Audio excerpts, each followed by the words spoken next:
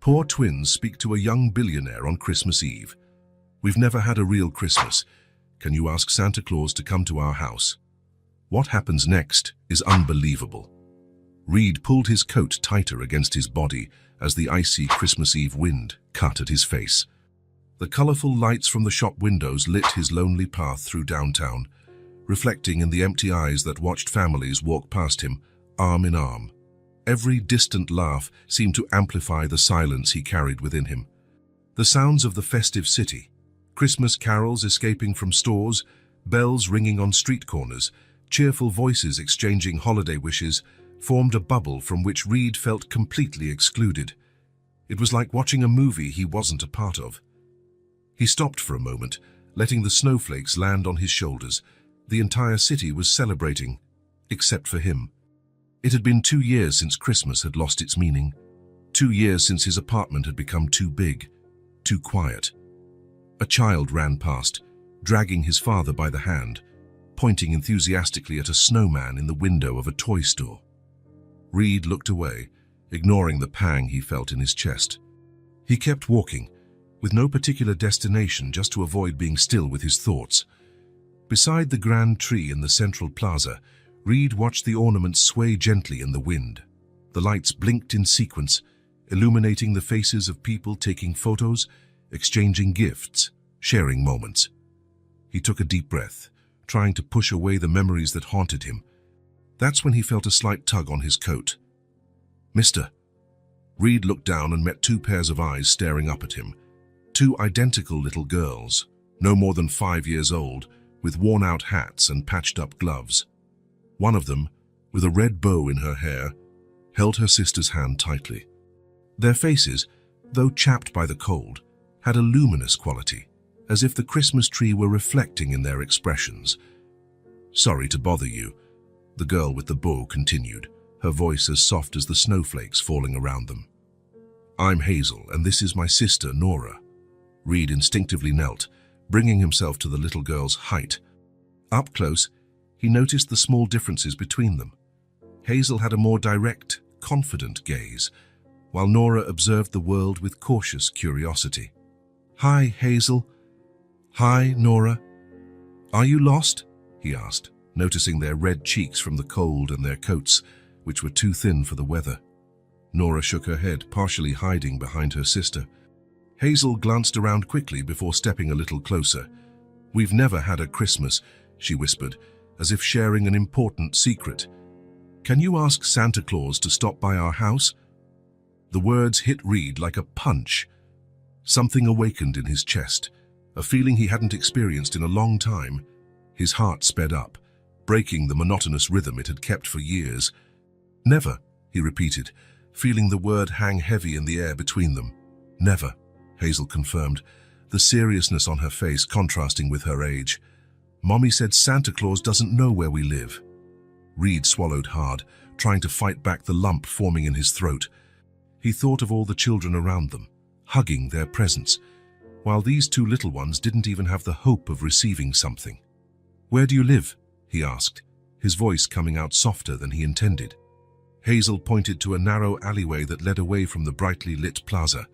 Following her small finger, Reed saw only shadows and darkness.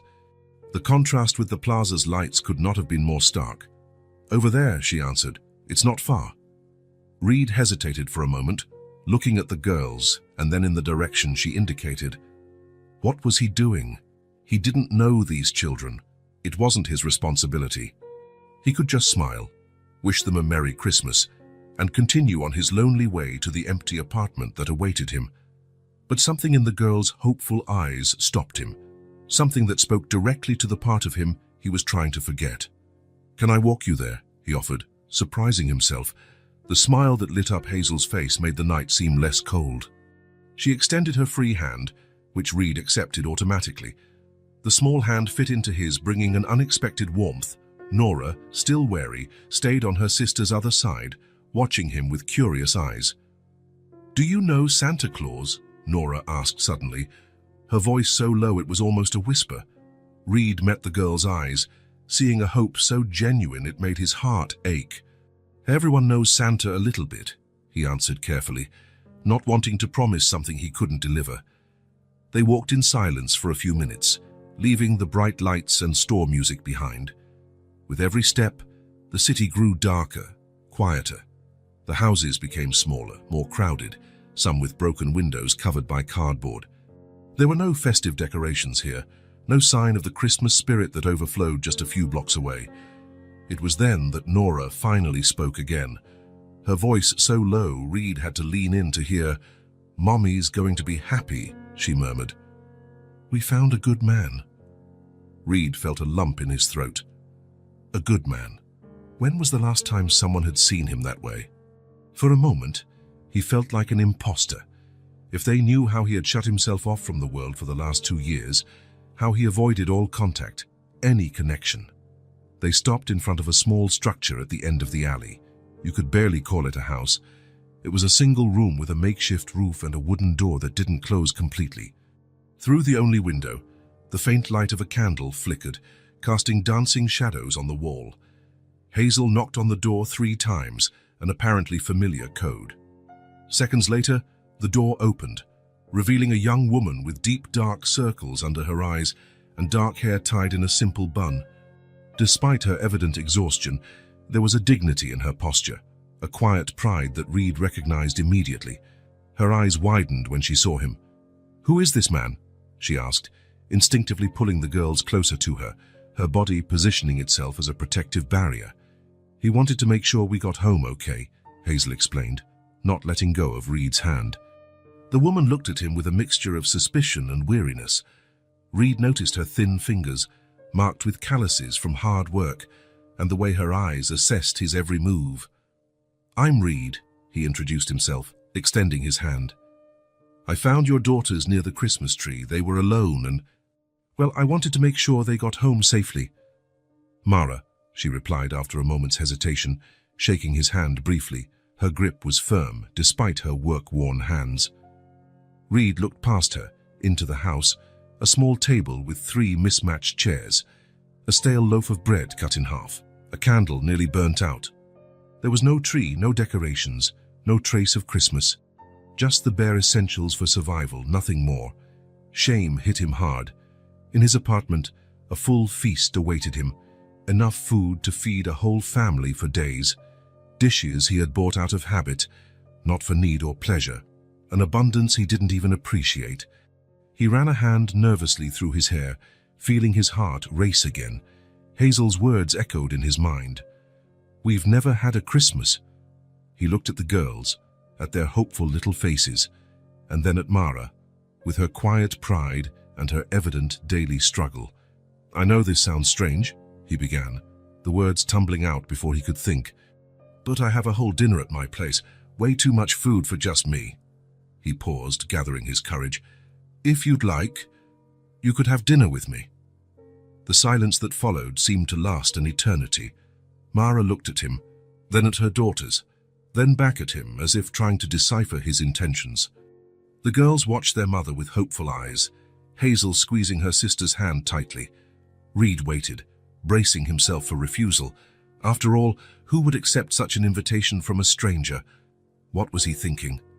"Please, Mommy," Hazel whispered. "He's a good man." The girl's trust, so pure and unwavering, touched something deep in Reed. How could she be so sure? What had she seen in him that he himself could no longer see? Mara looked deeply into Reed's eyes, as if she could see his soul. What she saw there seemed to convince her. Maybe it was the sincerity in his gaze, or maybe just the desperation of a mother who didn't want to see disappointment on her daughters' faces on yet another Christmas Eve. "That's all right," she said finally, her voice barely audible. "We'll just get our coats." Reed breathed a sigh of relief, surprised by the wave of gratitude that washed over him. He didn't know what he was doing or why he cared so much, but for the first time in 2 years, Christmas didn't just feel like a day to endure.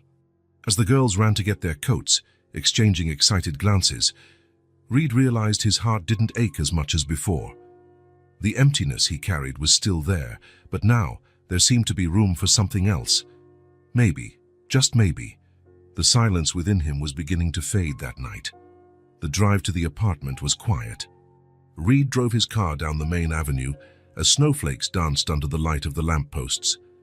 Through the window, they could see decorated houses and Christmas trees shining through the windows of families celebrating the night. Mara sat in the passenger seat, her hands tense in her lap. In the back seat, Hazel and Nora gazed out the window with wide eyes, pointing at the colorful lights passing by. Their little faces lit up with each extravagant decoration. "Do you live far away?"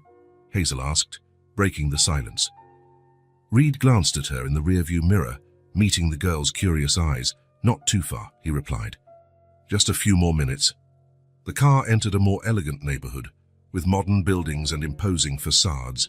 Mara shifted in her seat, uncomfortable, aware that she was entering a world different from her own. When Reed finally stopped in front of a 6-story building, Nora let out a soft "wow." "We're here," he announced, trying to sound casual. Reed helped them out of the car, noticing how Mara held her daughters, hands tightly, as if afraid they might get lost in this strange place. The lobby was spacious, with marble floors and mirrored walls. A crystal chandelier hung from the high ceiling, creating small rainbows as the light touched the crystal droplets. The doorman raised his eyebrows upon seeing him with company. In 2 years, Reed had never brought visitors. He nodded with a forced smile as Reed guided the small family to the elevator. "Your building is beautiful," Mara commented, her voice almost a whisper, as her eyes scanned the luxurious surroundings. Reed just nodded, suddenly feeling self-conscious about the difference between their worlds.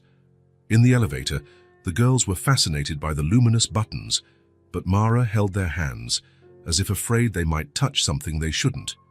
"It's on the top floor," Reed explained as the doors closed. The elevator ascended silently. Reed watched the reflection of the 4 of them in the side mirror. He, tall and out of place in his own space, Mara, with her dignified posture despite her simple clothes, and the twins, identical in their colorful hats, looking at everything with childish fascination. For a moment, they almost looked like a family. When the doors opened, Reed led them to apartment 602, the only one on the floor. As he opened the door, he stepped aside, allowing them to enter first. The smell of roasted turkey and cinnamon escaped into the hallway. "Wow!" exclaimed Hazel, her voice echoing in the large space. "It's like a castle." Reed's apartment was spacious and minimalist. Large floor-to-ceiling windows showcased the illuminated city, now covered in snow. The living room, with dark sofas and a lit electric fireplace, led to the dining room, where the table was already set, an empty ritual he maintained out of habit, even though he was always alone. Nora let go of her mother's hand and took a few steps, looking around with curiosity. Her eyes scanned the light-colored walls, the abstract paintings, the elegant furniture. Suddenly, she stopped and frowned, as if she had noticed something was missing. "Why don't you have a Christmas tree?" she asked, her small voice tiny in the large space. Reed felt his stomach sink. Of all the questions, that was the one he least wanted to answer. Among the fine dishes and the well-set table, the absence of a Christmas tree seemed more evident, like a hole in the middle of the celebration. "Because," he began, searching for simple words to explain something complicated. "I don't have good memories of Christmas." The comment hung in the air like a musical note that no one knew how to continue. Mara looked at her daughters, as if silently asking them not to insist. Luckily, Hazel's attention had already turned to the table. "Look at all the food," she exclaimed, pointing to the feast, her eyes shining at the sight of the colorful dishes. "Let's eat," Reed suggested, grateful for the change of subject. "It must be getting cold." Mara helped her daughters take off their coats, revealing simple but clean dresses. Reed pulled out their chairs for them, an automatic gesture he hadn't performed in a long time. He felt a strange familiarity in the movement, like a muscle remembering an old melody. The table was set with fine china and silver cutlery. In the center, a golden brown turkey was surrounded by colorful dishes, rosemary roasted potatoes, grilled vegetables, sauces in small porcelain bowls, and various types of bread. Candles created a soft light that softened the corners of the room and reflected in the crystal glasses. Dinner began in silence. Reed served each dish carefully, watching the girls' expressions as they tried each new flavor. Mara ate slowly, her eyes attentive to her daughters, as if afraid they might do something wrong. "This is so good," Nora said after trying the turkey, her eyes shining. "I've never eaten anything so delicious in my life." Reed felt a strange warmth in his chest, a warmth he hadn't experienced in a long time. It wasn't pity, as he had feared he might feel, but something more genuine, perhaps satisfaction from providing a moment of joy. Gradually, the atmosphere began to change.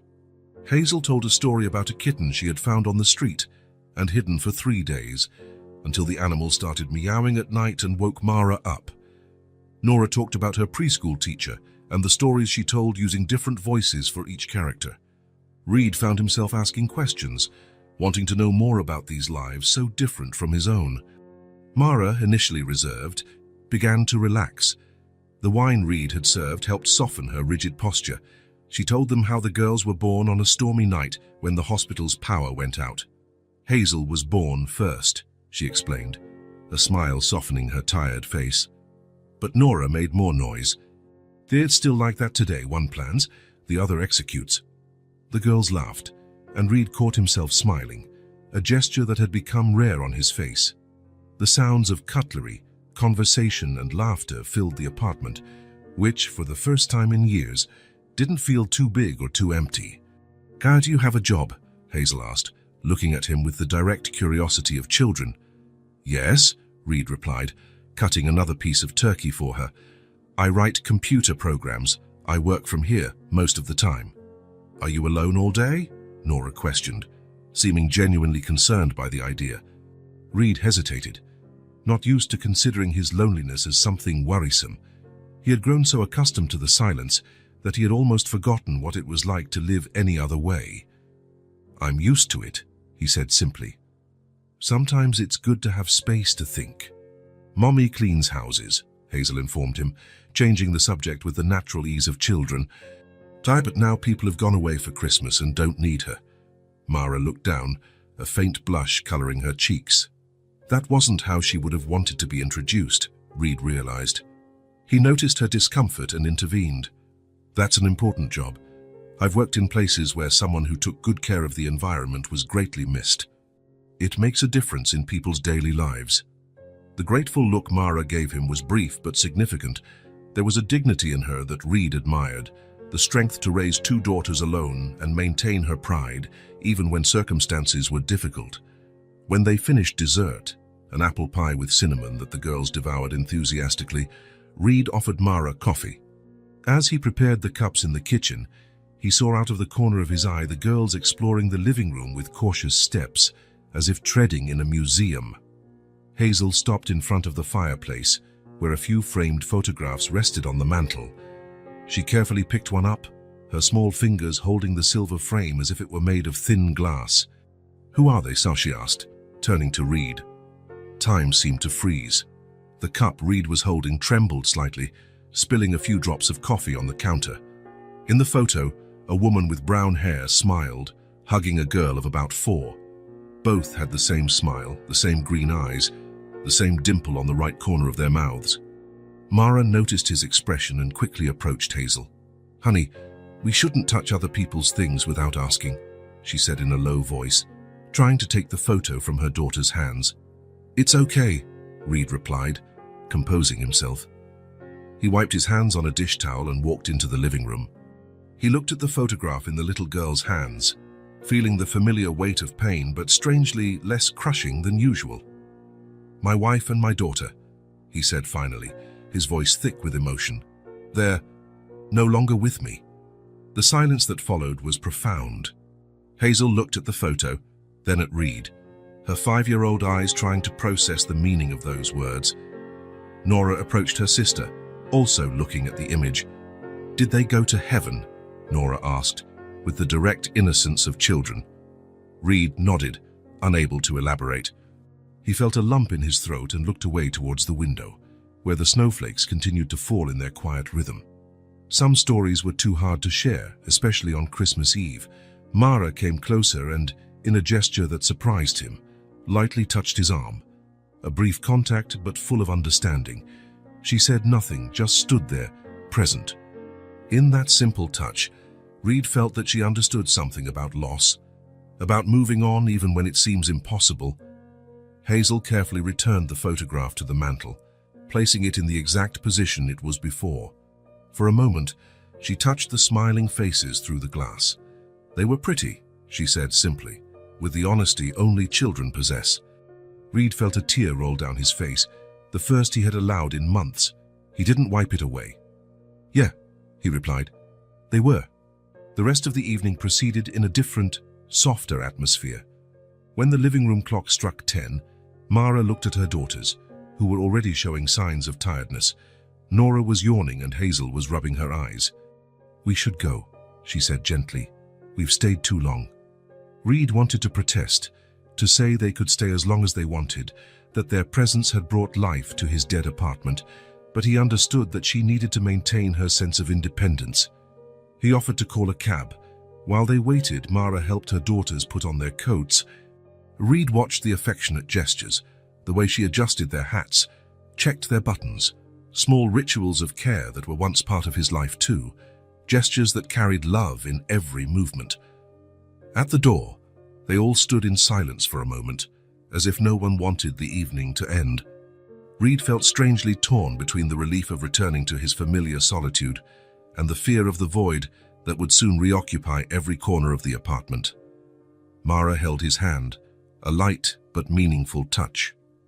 Her eyes met his, and Reed saw in them not just gratitude, but understanding. "And this was the best Christmas we've had in a long time," she said, her voice low and sincere. Before he could respond, he felt small arms wrap around his legs. Hazel and Nora were hugging him, looking up with wide smiles. "This was the best Christmas we've ever had," they said together, their voices synchronized as only twins can manage. Reed felt an emotion so great he didn't know whether to cry or smile. He ended up doing both. Silent tears streamed down his face as a clumsy, almost forgotten smile formed on his lips.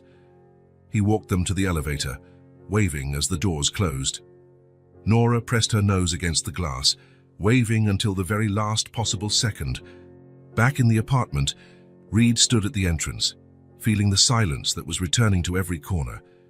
But it was no longer the same oppressive silence as before. It seemed lighter, as if the children's voices and laughter still echoed.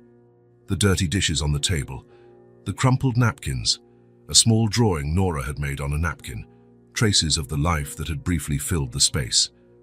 Reed walked to the fireplace and picked up the photograph Hazel had held. He looked at the smiling faces staring back at him through the glass. The pain was still there, but for the first time, it wasn't the only thing he felt. He held the picture frame to his chest and closed his eyes. For the first time since he lost his family, Christmas wasn't just a day to endure. It wasn't a night of bitter memories and loneliness.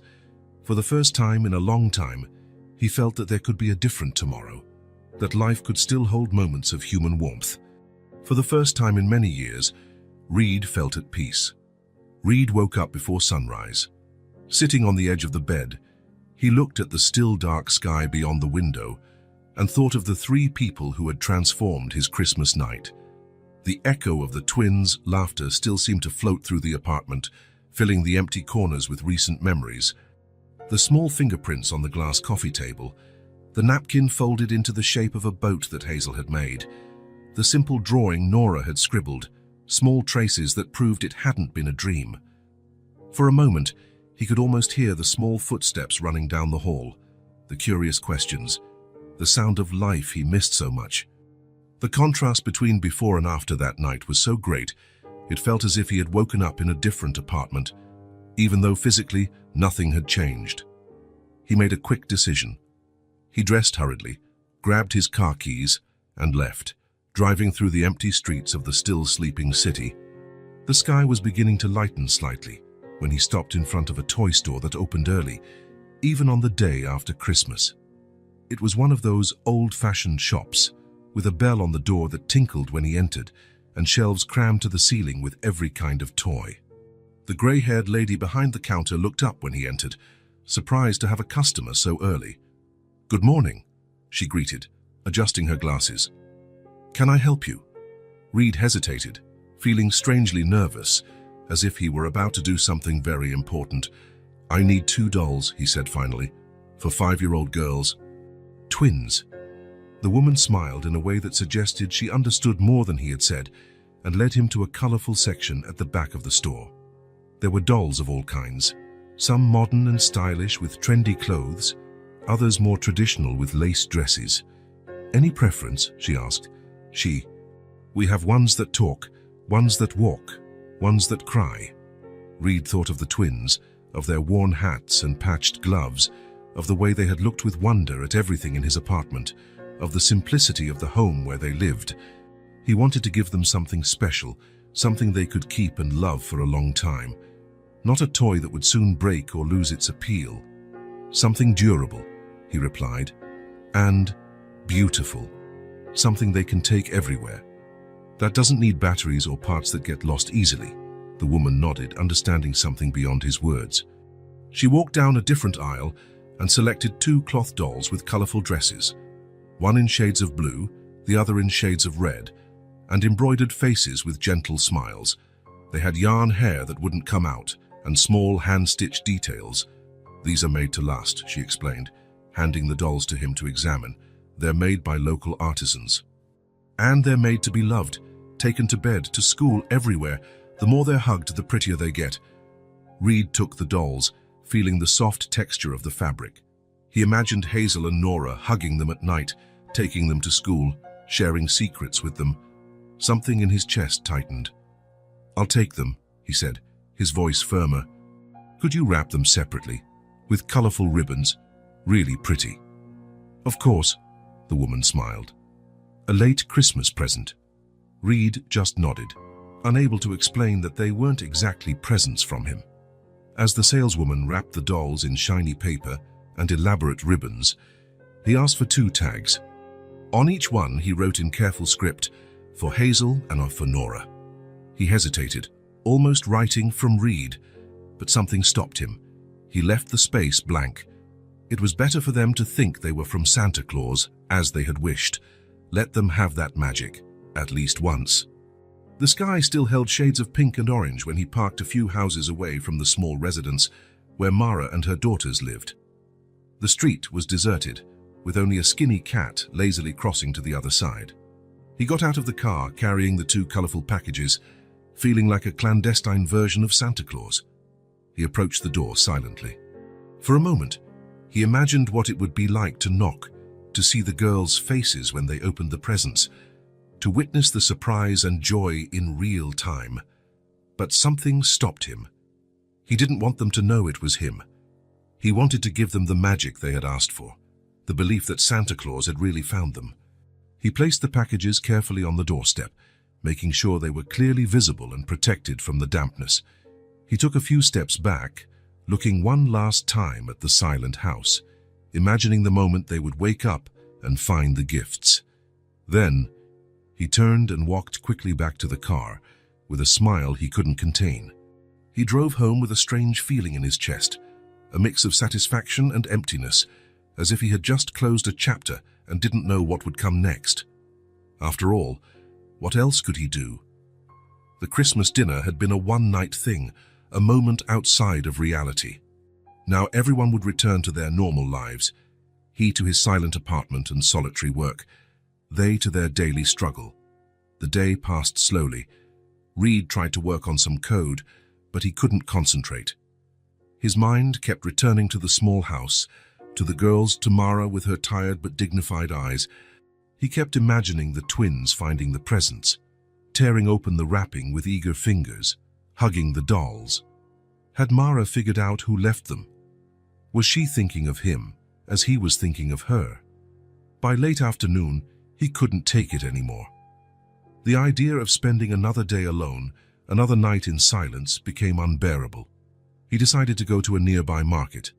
As he walked through the aisles, his cart filled up, fresh fruit, various cheeses, whole wheat bread, chocolates, natural juices, cookies, rice, beans, pasta, sauces, foods he imagined the girls would like, things Mara probably didn't buy often, and also basic items that would last for weeks.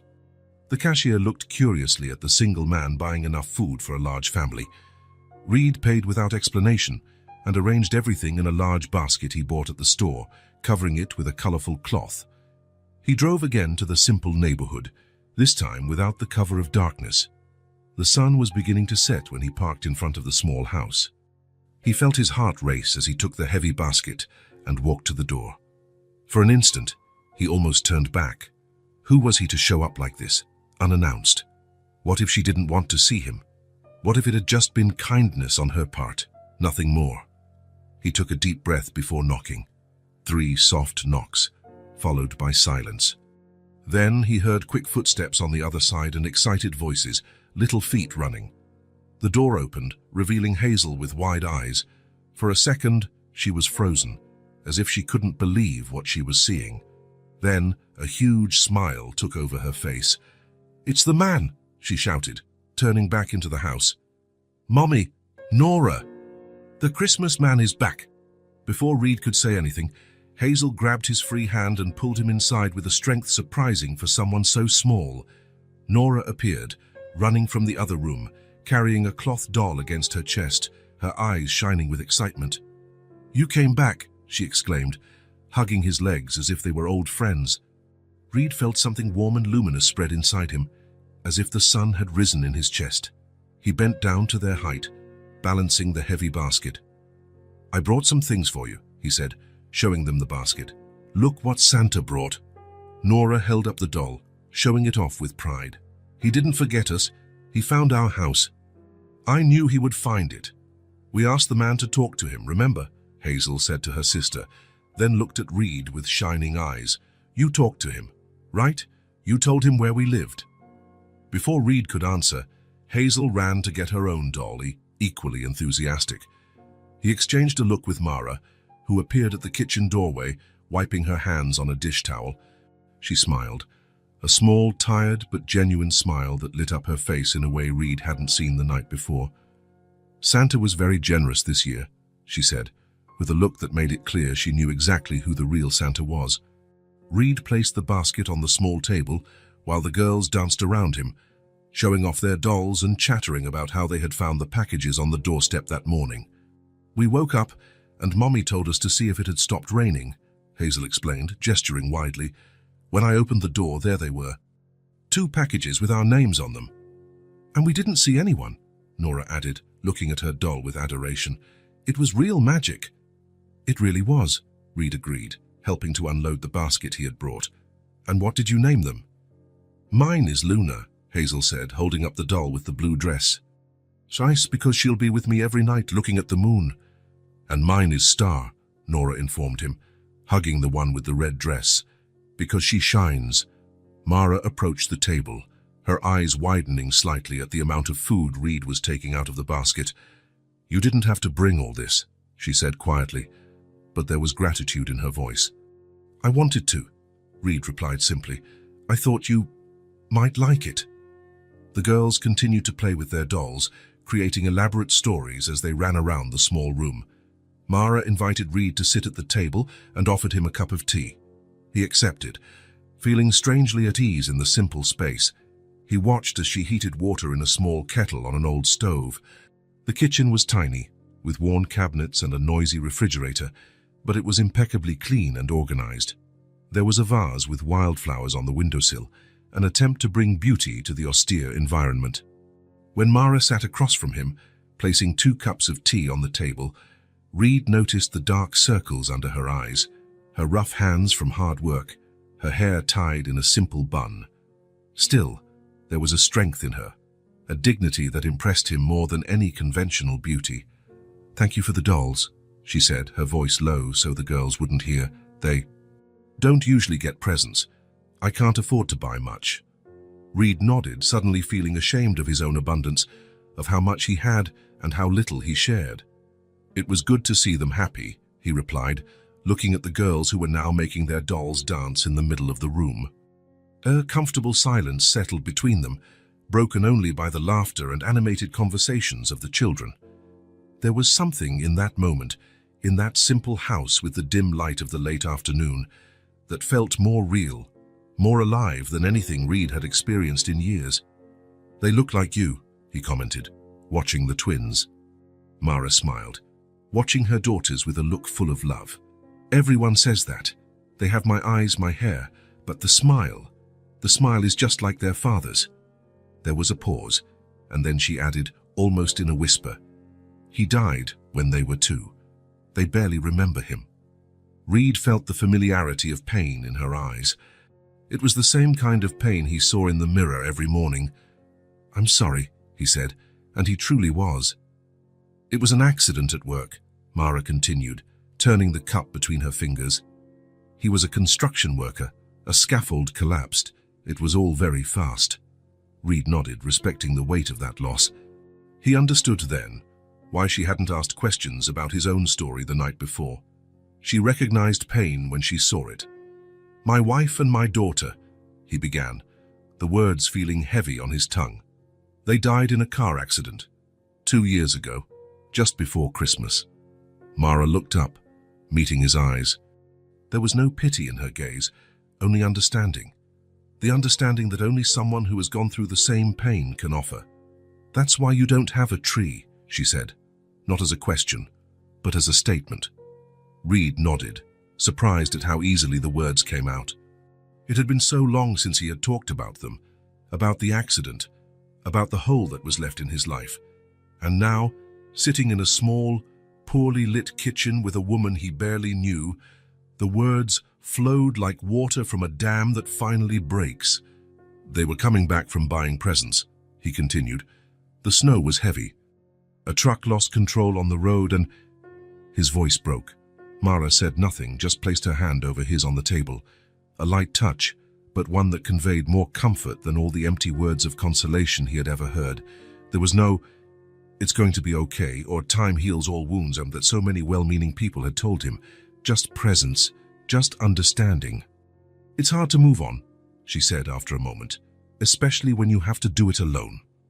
Reed looked at her, really looked. He saw the daily struggle in the corners of her eyes, the strength in her premature expression lines, the weariness and determination mixed in her posture. How do you do it? He asked, genuinely curious. But how do you manage to smile, to move on, to raise your daughters alone? Mara looked at the girls, who were now sitting on the floor, feeding their dolls an imaginary dinner. I don't have a choice, she answered simply. They need me. I can't afford to give up, no matter how much I sometimes want to. She paused, taking a sip of tea. And at the end of the day, when they smile or hug me, it makes everything bearable. Reed felt a deep admiration. While he had shut himself away in his luxurious apartment, protecting himself from the world with silence and isolation, this woman faced life daily, fighting for her daughters, finding the strength to continue. I got stuck, he admitted, more to himself than to her. On the day of the accident, the moment I knew they weren't coming back, as if a part of me was buried with them. It's easier to stay stuck, Mara agreed. Moving on hurts, every step hurts. But you moved on. For them, she replied, looking at her daughters. Always for them. The girls approached the table, interrupting the moment. Hazel carefully placed Luna on the edge of the table. She wants tea too, she announced solemnly. Mara smiled and pretended to pour a tiny cup of tea for the doll. Nora climbed onto Reed's lap without asking permission, as if it were the most natural thing in the world. She placed Star on his shoulder. She likes you, she said, settling in as if it were her usual spot. Just like me. Reed felt the light weight of the girl on his lap, the warmth of her trusting little body, and something inside him gave way. A knot that had formed 2 years ago began very slowly to unravel. When he finally prepared to leave, the sky was completely dark. The girls protested, asking him to stay a little longer, to tell a story, to see how Luna and Star slept. Mara gently called them to order. Mr. Reed needs to rest, she explained. And so do you, it's past your bedtime. Are you coming back tomorrow? Hazel asked, her big eyes fixed on him, with the worry of someone who has seen important people leave and not return. Reed looked at Mara, uncertain. She smiled, a small but hopeful smile full of possibilities. He can come back if he wants to, she answered for him. I'll be back, Reed promised, surprising himself with the certainty in his voice. At the door, as the girls waved excitedly, Mara looked at him with an expression he couldn't quite decipher.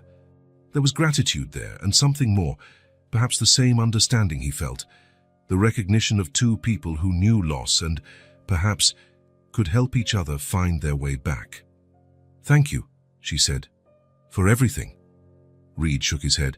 "No, thank you for letting me in." And they both knew he wasn't just talking about the house.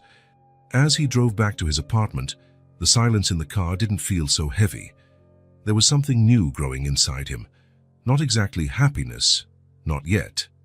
But maybe it was hope, the seed of something that could, with time and care, blossom again. Dusk cast orange hues across the streets as Mara turned the corner toward her house. Her steps were heavy, dragged down by the fatigue of a full day spent searching for a job. She carried on her shoulders not just the weight of her own exhausted body, but also the burden of worry that accumulated with every closed door. She had visited 5 different places, 2 stores downtown, a small restaurant, a laundromat, and a cleaning company. At each one, the same response. "We'll review your application and get in touch," or more directly, "We're not hiring at the moment." The politeness of the words didn't disguise the rejection. As she walked, Mara tried to organize her thoughts. There were only a few dollars left in the emergency jar she kept hidden at the back of the closet. The bills were piling up: rent, water, electricity. Soon she would have to choose which one to pay first. The fear of not being able to support her daughters grew with each passing day. As she got closer to home, she forced herself to straighten her posture. She couldn't let the girls see her desperation. They were too young to carry the weight of adult worries, although Mara knew that, somehow, they already felt it. The way Hazel looked at the coins before asking for anything. The way Nora hugged her stomach when she said she wasn't hungry. Small signs that broke her heart. She turned the last corner and noticed something different. A car was parked a few feet from her house. It wasn't common to see such new vehicles on that street. Her heart quickened slightly as she recognized it. As she got closer, she saw that the front door was ajar. Normally, this would have alarmed her, but before fear could set in, she heard her daughter's laughter coming from inside. She quickened her pace, pushing the door open carefully.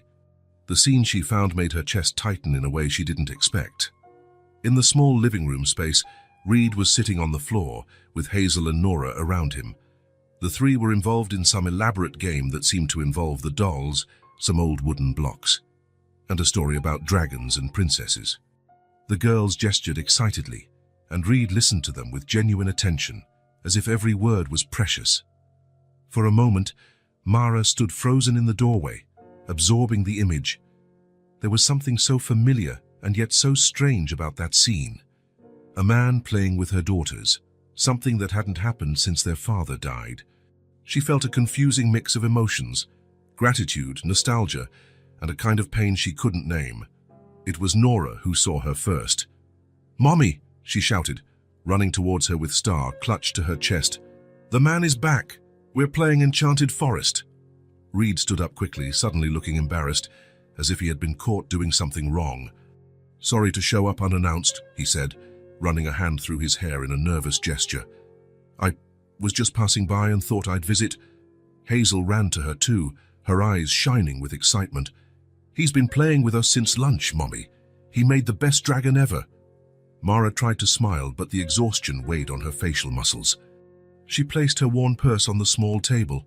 "Hi," she managed to say, trying not to sound as exhausted as she felt. "I hope they weren't too much trouble."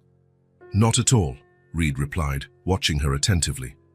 There was something in his gaze, a quiet perception that made her feel exposed, as if he could see beyond the facade she was trying to maintain. "They're wonderful." The girls, sensing a change in the mood, went back to their makeshift house, resuming their game, now including the news they would have to tell their dolls about their mother's arrival. "Are you okay?" Reed asked in a low voice, moving closer. Mara opened her mouth to say yes, to give the automatic response she always gave, that everything was under control, that she was just a little tired. But something in the way he asked, without false formalities, made it impossible for her to lie. "No," she admitted, her voice almost breaking. She took a deep breath, composing herself. "I didn't find anything today." None of the places are hiring. Reed nodded, without offering false words of comfort or unsolicited advice. He just listened, and somehow that meant more than anything he could have said. "Can I make you some tea?" he offered after a moment. "You look like you need to sit down for a bit." Mara almost laughed at the irony, a guest offering to serve something in her own home, but she was too tired to refuse. "That would be great," she replied, slumping into the nearest chair. Reed moved carefully around the small kitchen, as if trying not to take up too much space. He found the kettle, filled it with water, and put it on the stove. His movements were precise, efficient. While the water heated, he came back to her. "How the girls told me you went looking for a job," he commented. "3 places, they said." "It was 5, actually," Mara corrected, rubbing her eyes. "I walked all over the city, but it's always the same thing. No openings. They'll review my resume. They'll call me later." She paused, looking at her rough hands. "Nobody ever calls." The kettle started to whistle, and Reed went back to the kitchen. She watched him carefully prepare the tea, using the only 2 non-chipped cups she owned. There was something comforting in seeing him move around her house, as if he belonged there. "It's really tough," he said, returning with the steaming cups. "Especially this time of year. A lot of places downsize after the holidays." Mara nodded, gratefully taking the hot drink. The warmth of the cup warmed her cold hands. "I used to clean a few houses regularly, but 3 families traveled for the holidays and don't need me right now. Another one moved."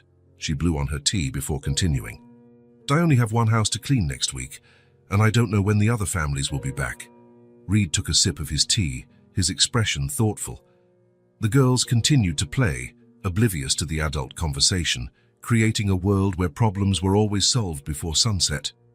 "It'll work out," he said finally, with a conviction that Mara envied. "Something will turn up." She gave a faint smile, too tired to share his optimism.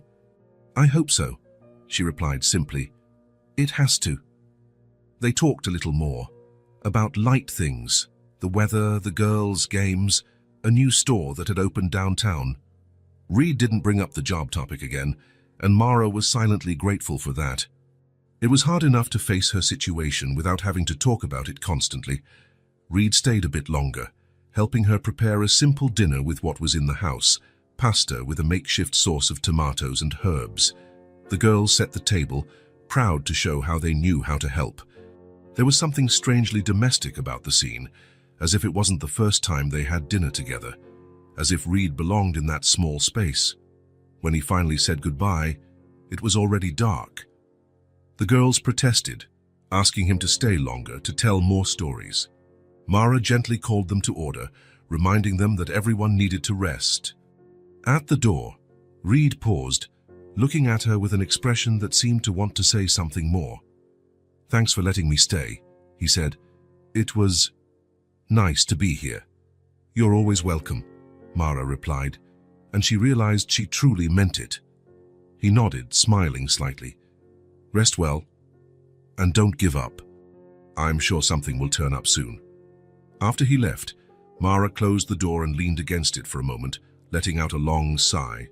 The girls were already in the small room they shared, putting Luna and Star to bed. She walked over, watching them from the doorway. "Time for bed, girls," she announced, trying to sound firm despite her exhaustion. As she helped them with their nightly routine, brushing teeth, putting on pajamas, arranging the thin blankets, Mara thought about Reed, about his kindness, about how he had suddenly appeared in their lives, bringing gifts, food, and now, this comforting presence. It was almost too good to be true. "Is the man coming back tomorrow?" Nora asked, already in bed, hugging Star. "I don't know, sweetie," Mara replied, stroking her hair. "He has his own life and his own work. But he likes us," Hazel insisted. "He said so." "Yes," Mara agreed, feeling something warm in her chest. "I think he really does." After the girls finally fell asleep, Mara sat at the kitchen table, alone with her thoughts. Tomorrow would be another day of searching, another day of closed doors. But somehow the weight felt a little lighter now. She looked at the cup Reed had used, still on the table. A man with so much, drinking tea from a chipped cup. eating simple pasta with them, sitting on the floor playing with her daughters. Why? What did he see in them? The question lingered in her mind as she prepared for bed.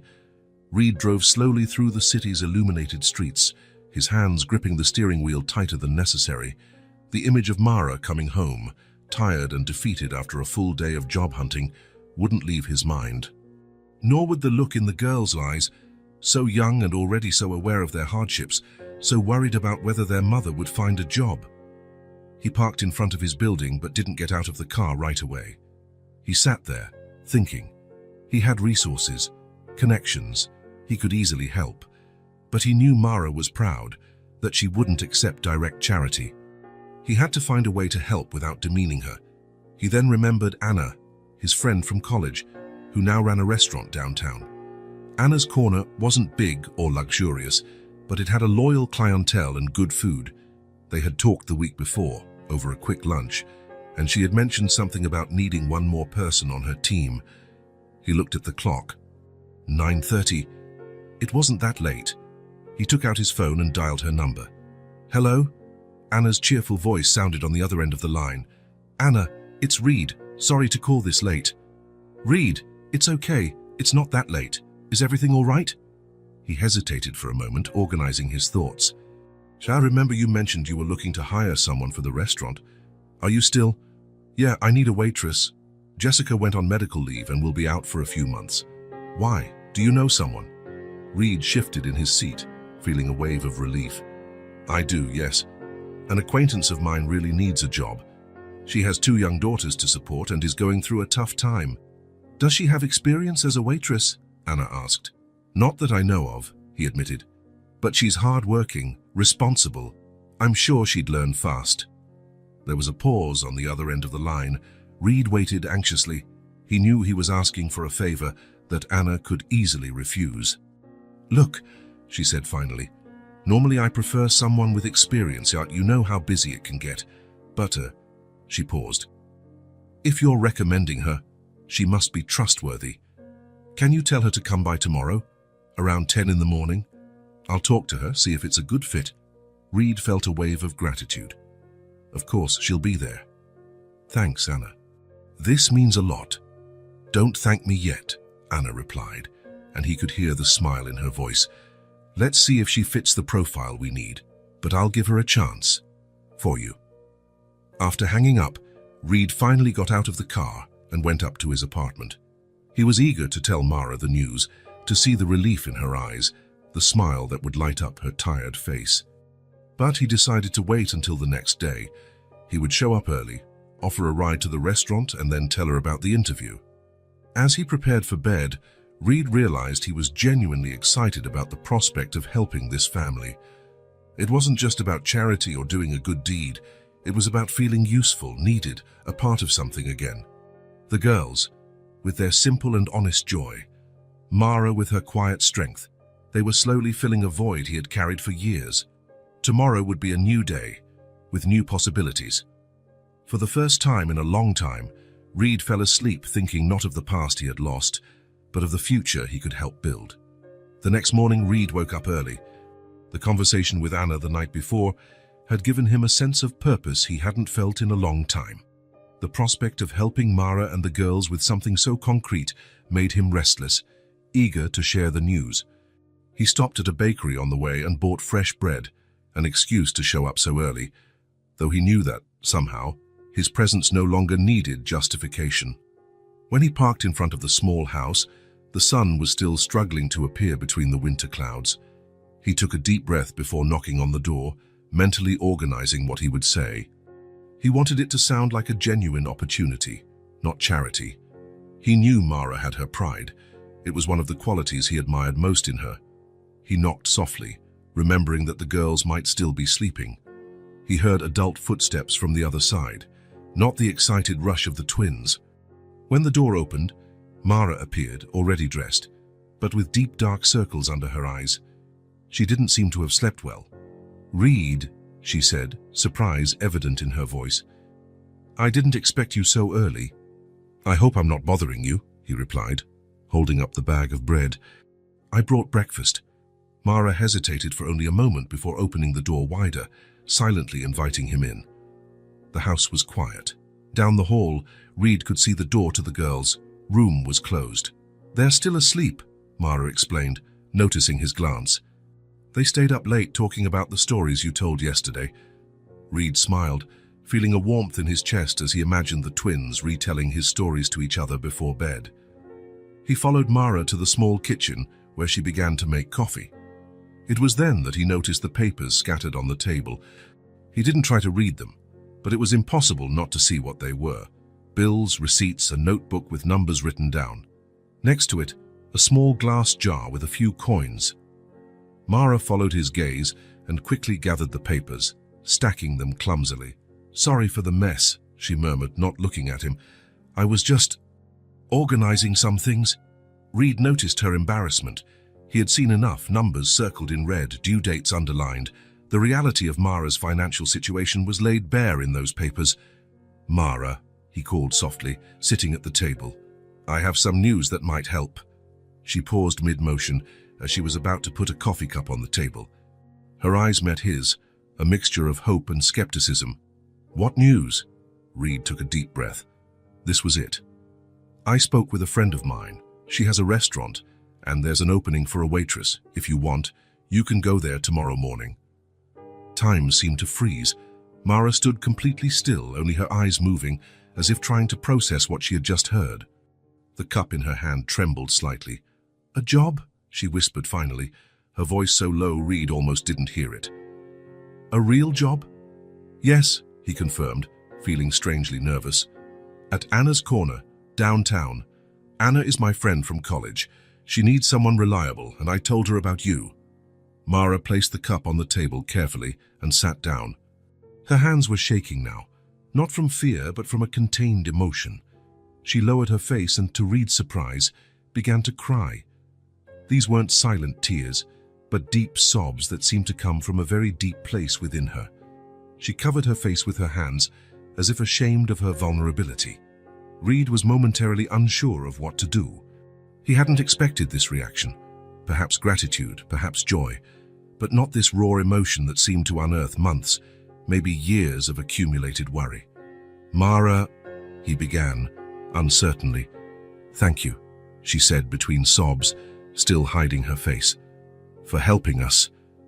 I don't know how to thank you." There was so much vulnerability, so much honesty in her voice that Reed felt something stir within him. Without much thought, he reached across the table and gently touched her hand.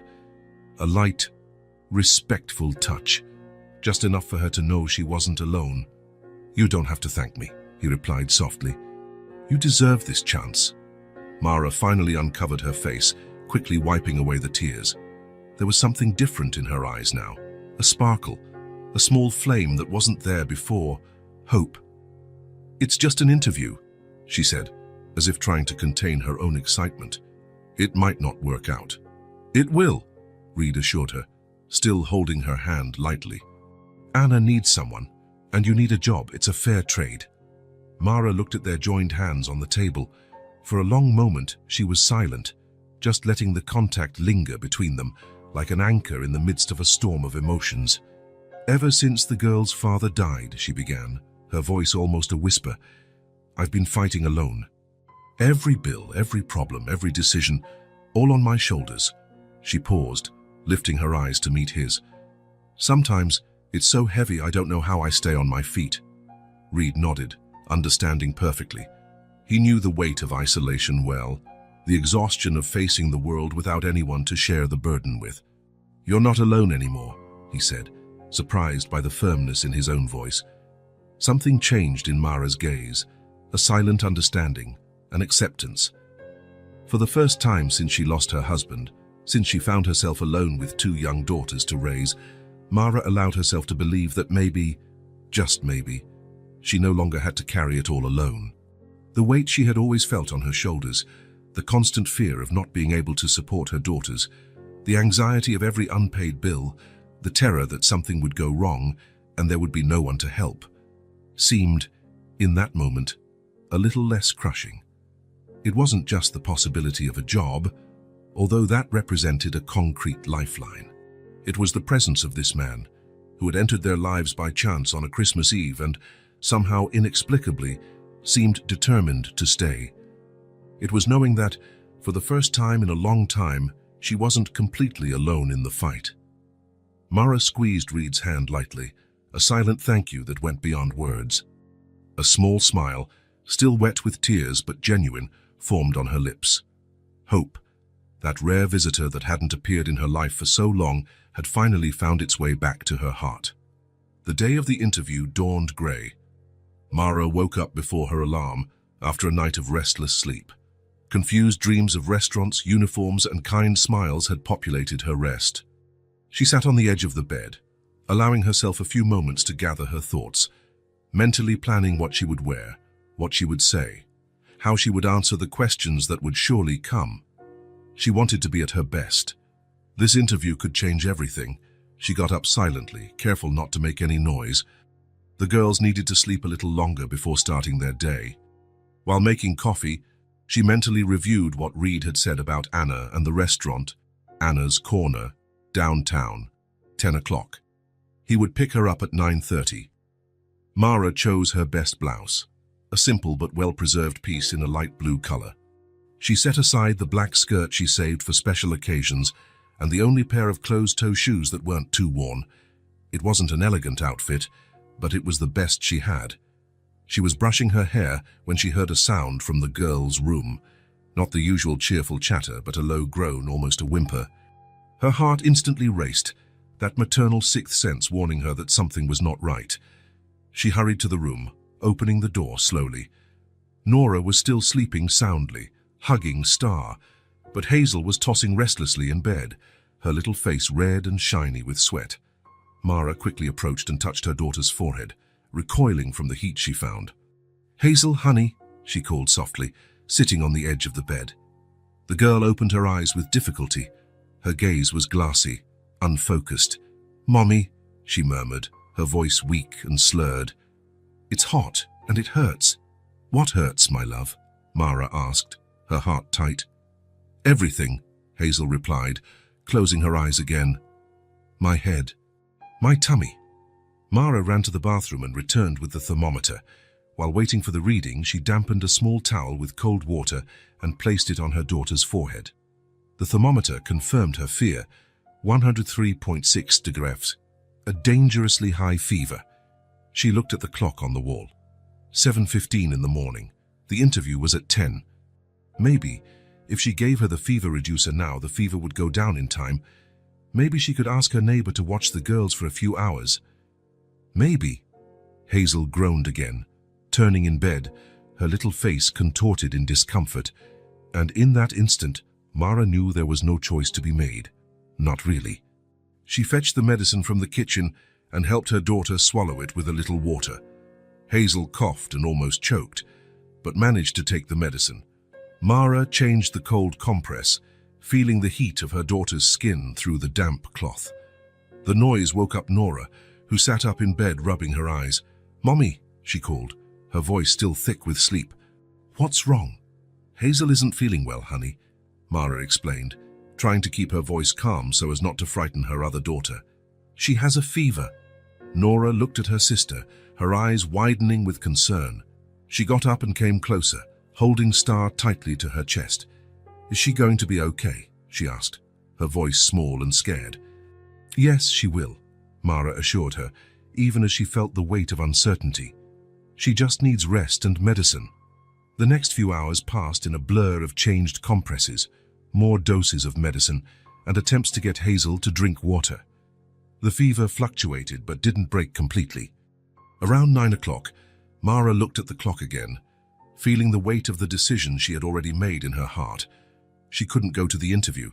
She couldn't leave Hazel like this. She thought about calling Reed, about explaining the situation, but she didn't have his number. He had said he would pick her up. She would have to explain when he arrived. She hoped he would understand, that he could pass on her apologies to Anna. Maybe if luck was on her side, the job would still be available when Hazel got better. The doorbell never rang. 9:30 came and went. 10 o'clock, 10:30. At Anna's corner, the morning started busy. Staff prepared the tables for lunch. The kitchen was bustling with preparations, and Anna alternated between supervising everything and checking the clock every few minutes. At 10:15, she picked up the phone and dialed Reed's number. "Hello?" His expectant voice sounded on the other end. "Reed, it's Anna. Your friend didn't show up for the interview. Is everything okay?" There was a momentary silence on the other end of the line. "What do you mean she didn't show up?" he asked, confusion evident in his voice. "I was going to pick her up at 9:30. "Well, it's 10:15 and she's not here," Anna replied. "I thought maybe you knew something." Another silence, longer this time. "No, Reed hesitated. "Something must have happened. I'll check and call you back." "The position is still available," Anna assured him before hanging up, "if there's a good reason." Reed stared at the phone for a few seconds after ending the call. A bad feeling began to form in his chest. Mara wasn't the type of person to miss an opportunity like that, not after the emotion she had shown the day before. Something had to be wrong. Without a second thought, he grabbed his coat and car keys. The entire drive to Mara's house, his mind spun with possibilities. Maybe she had given up. Maybe she had found another job. Maybe... But his heart knew. Something was wrong. He parked the car haphazardly and ran to the door. He knocked 3 times, urgently, nothing. He knocked again, harder. After what felt like an eternity, he heard dragging footsteps on the other side. The door opened slowly, revealing Nora with wide eyes, clutching Star as if the doll were a shield. "Hi," she said in a low voice, very different from her usual excitement. "Mommy's with Hazel. She's sick." Reed's heart sank. He quickly entered and followed Nora to the small room. The scene he found made his chest ache. Mara was kneeling by the bed, dabbing a compress on Hazel's forehead. The girl was clearly unwell. Her red face shone with sweat. Her hair was stuck to her forehead, and her breathing seemed rapid and shallow. Mara, focused on her daughter, didn't even notice his presence until Nora spoke. "Mommy, the man is here." Mara turned, surprised. Her face showed exhaustion and worry, her eyes red from lack of sleep. "Reed," she said, her voice weak. I couldn't go to the interview. Hazel has had a high fever since early this morning. I can't leave her like this." Reed approached silently, kneeling beside her. He looked at the girl, so small and fragile in bed, her breathing rapid and shallow. He felt his heart tighten, a concern that surprised him with its intensity. "How long has she been like this?" he asked softly.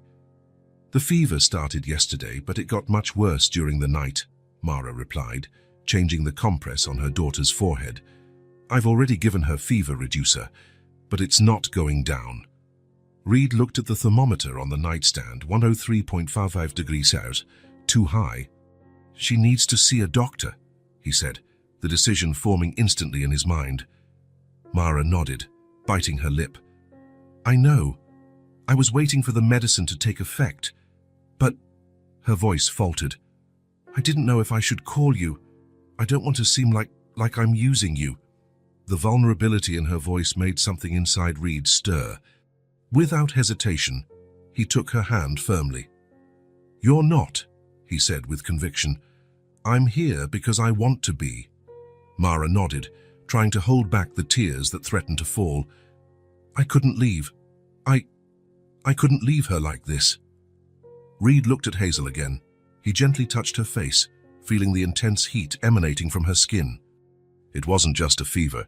It was the kind of temperature that required immediate medical attention. "She needs a doctor," he repeated, this time with more urgency. "I'll take you." Mara hesitated, her gaze lowered. "But I can't afford a doctor's visit." "I'll pay," Reed interrupted, without a second of hesitation. There was no room for discussion in his voice. It wasn't an offer, it was a decision. Mara looked at him for a moment, as if wanting to protest, but Hazel's condition spoke louder than her pride. Without another word, Reed helped Mara wrap the girl in a light blanket.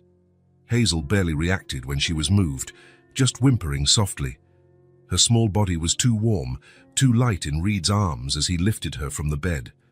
Nora watched everything from the corner of the room, her big eyes fixed on the scene.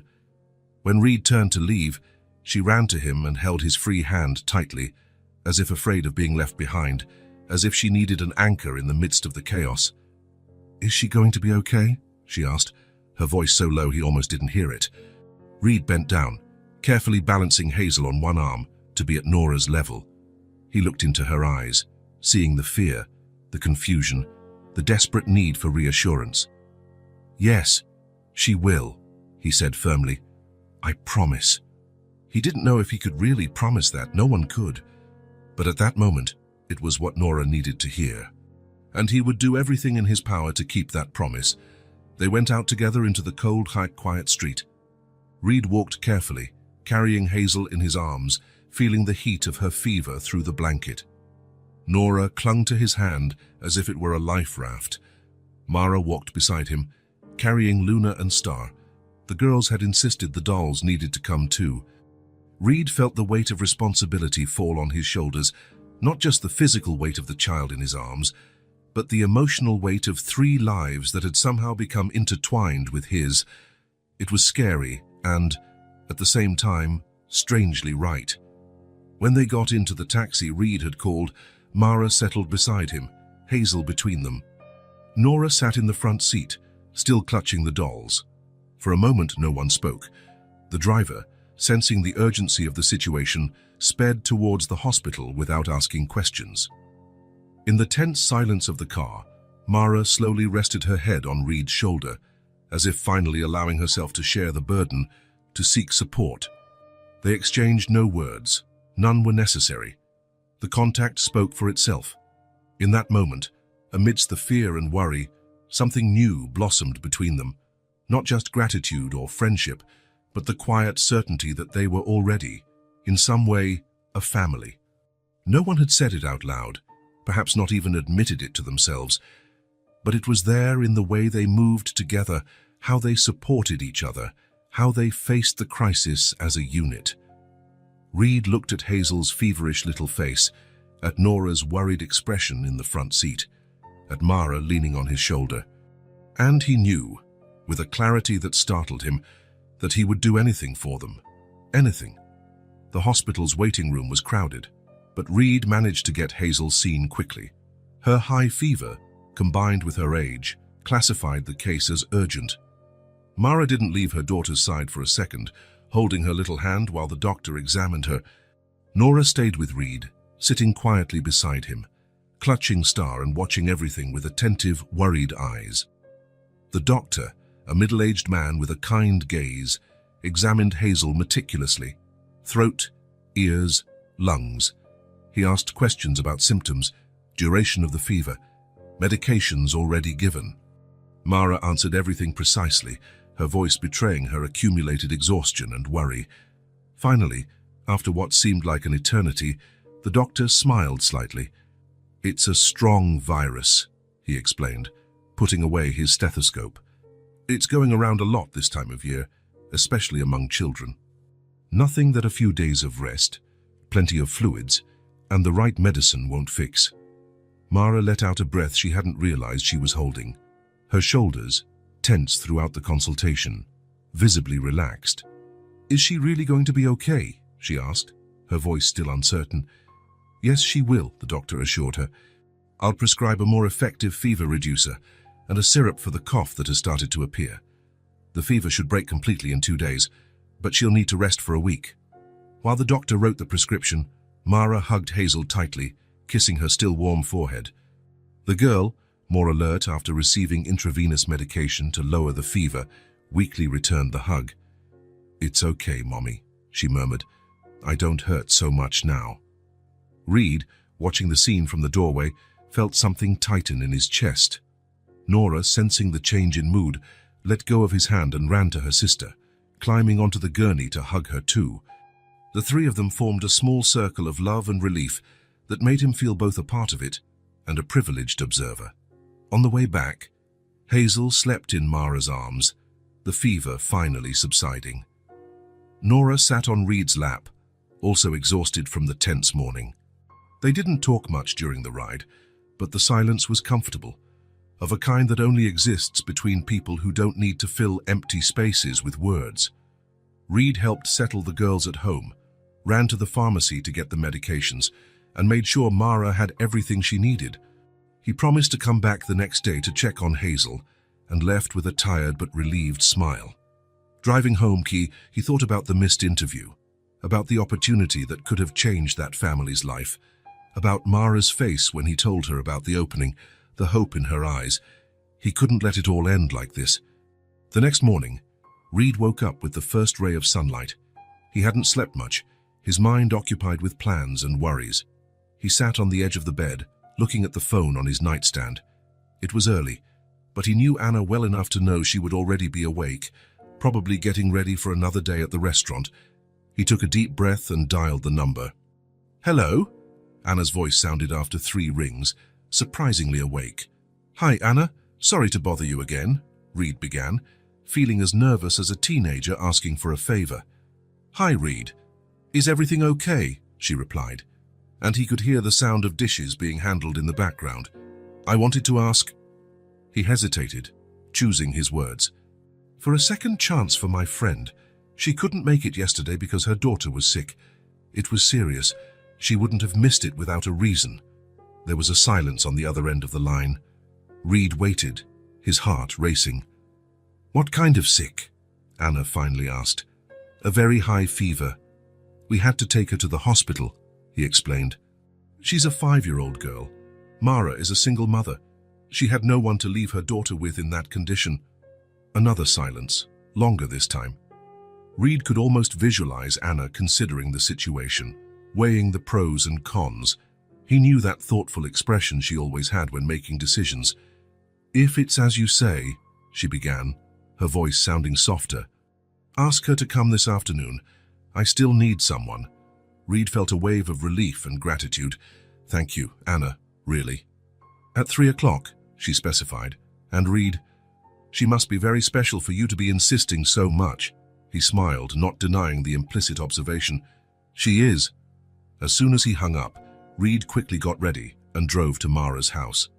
The day was clear, the sky a deep blue that seemed auspicious. He parked and walked to the door with hurried steps, eager to share the good news. He knocked softly, aware that Hazel might be sleeping. It was Nora who opened the door, still in her pajamas, holding Star as always. "Hi," she exclaimed, a smile lighting up her face as she recognized him. "Mommy's with Hazel. She's better today." "That's great," Reed smiled, stepping inside as she moved aside. "Can I talk to your mom?" Nora nodded and led him to the small room. Hazel was sitting up in bed, propped up by pillows, with Luna by her side. She had color in her cheeks, no longer the intense red of the fever, but a healthy pink. Mara was sitting beside her, reading from an old storybook. "Look who's here, Mommy," Nora announced. Mara looked up, surprised, and her face broke into a tired but genuine smile. "Reed," she said, getting up, "I didn't expect you so early." "Hi, mister," Hazel greeted with a weak voice but a small smile. "How's our patient?" he asked, approaching the bed. "Better," Mara replied. "The fever has almost completely gone. The doctor was right." Reed sat on the edge of the bed and placed his hand on Hazel's forehead, confirming it was only slightly warm. The girl smiled at the gesture, as if appreciating his concern. "I have some news," he said, turning to Mara. "I just spoke with Anna, the owner of the restaurant." Mara froze and her eyes widening slightly. "And?" she asked, her voice barely a whisper. "She wants you to go this afternoon, at 3 o'clock. She still needs someone." Time seemed to stop. Mara stood motionless, processing the information. Then, slowly, she covered her mouth with her hand, her eyes welling up. "You got me a second chance?" she asked, her voice thick with emotion. Reed smiled, feeling inexplicably happy at her reaction. "You deserve it." For a moment, no one spoke. Then, to Reed's surprise, Mara approached and hugged him, a quick but heartfelt hug, full of gratitude and something more he couldn't quite define. "Thank you," she whispered, pulling away shyly, as if suddenly realizing what she had done. "What's a second chance, Mommy?" Nora asked, curious.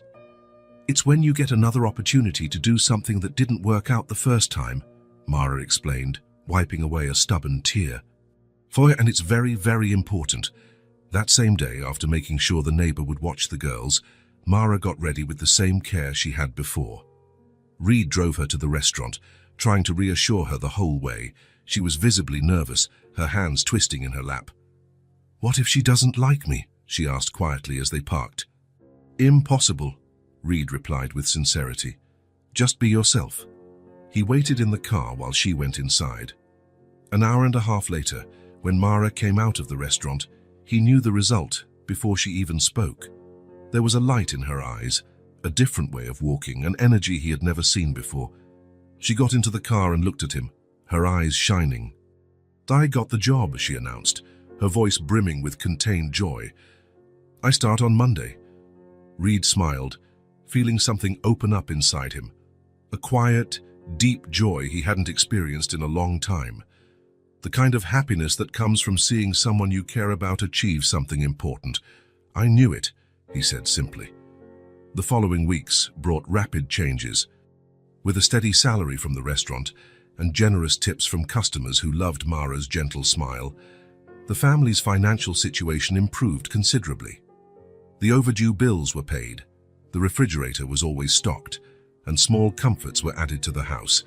New curtains on the windows, a colorful rug in the living room, new toys for the girls. More important than the material improvements, there was a new lightness in Mara. The constant weight of financial worry had been lifted, allowing her to smile more, play more with her daughters, sleep better at night. She was visibly flourishing, like a plant finally receiving light after a long winter. Reed had become a constant presence in their lives. He would stop by regularly to check on them, bring small gifts for the girls, and help with repairs around the house. Gradually, without anyone noticing exactly when, his visits became part of the routine, something expected and celebrated, especially by the twins. On a particularly cold evening, about a month after Mara started at the restaurant, she invited him for dinner. It wasn't the first time, but there was something different about this invitation, a gentle formality as if it were a special occasion. When Reed arrived, the girls greeted him at the door with shouts of joy.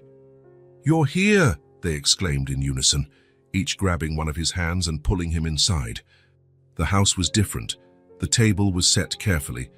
Candles were lit, probably at the girls' request, and a delicious aroma wafted from the kitchen.